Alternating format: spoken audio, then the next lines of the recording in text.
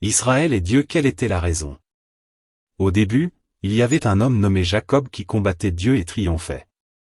Son nom fut changé en Israël, marquant la naissance d'une nation qui occuperait une place unique dans les annales de l'histoire et dans le cœur de Dieu.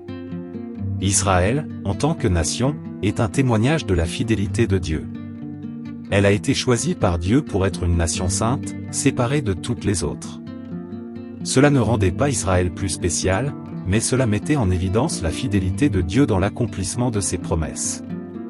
La nation d'Israël représente l'engagement de Dieu envers Abraham et ses descendants. La Bible raconte l'histoire de la relation d'Israël avec Dieu, une relation marquée par des alliances et des promesses. Dieu a conclu 5 alliances contraignantes avec Israël, dont 4 étaient inconditionnelles, l'alliance abrahamique, l'alliance terrestre, l'alliance davidique et la nouvelle alliance. Ces alliances ne dépendaient pas des actions d'Israël, mais uniquement de la fidélité de Dieu.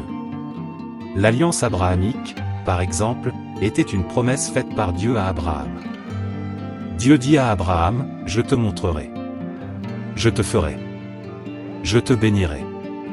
Je bénirai ceux qui te béniront, quiconque te maudira, je le maudirai. » Cette alliance ne dépendait pas d'Abraham ni d'aucun de ses futurs descendants. L'alliance terrestre promettait le pays de Canaan aux Israélites. L'alliance davidique garantissait que la lignée du roi David serait établie pour toujours. La nouvelle alliance, prophétisée dans Jérémie 31, 31 à 34, promettait une nouvelle relation entre Dieu et son peuple. L'alliance mosaïque était toutefois conditionnelle. Israël devait observer les lois de Dieu pour recevoir ses bénédictions.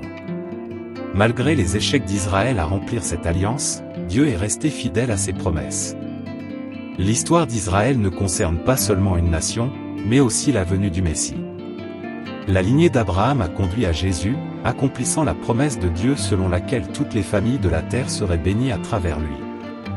Jésus, juif, a accompli la loi et les prophètes, non pour les abolir, mais pour les concrétiser. La relation d'Israël avec Dieu est un témoignage de l'amour et de la fidélité immuable de Dieu. Malgré leurs échecs, Dieu n'a pas abandonné son peuple élu. Aujourd'hui encore, la nation d'Israël continue d'être le symbole de l'alliance durable de Dieu et du plan de rédemption de l'humanité.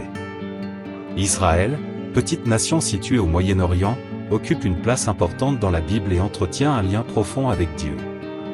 Ce lien n'est pas seulement historique ou culturel, mais profondément spirituel et alliantiel, s'étendant sur plusieurs millénaires.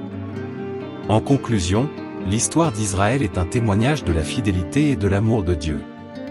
C'est l'histoire d'une nation choisie par Dieu, non pas pour sa grandeur, mais pour les grandes promesses de Dieu. C'est une histoire qui continue de se dérouler, nous rappelant l'amour immuable de Dieu et ses projets pour l'humanité.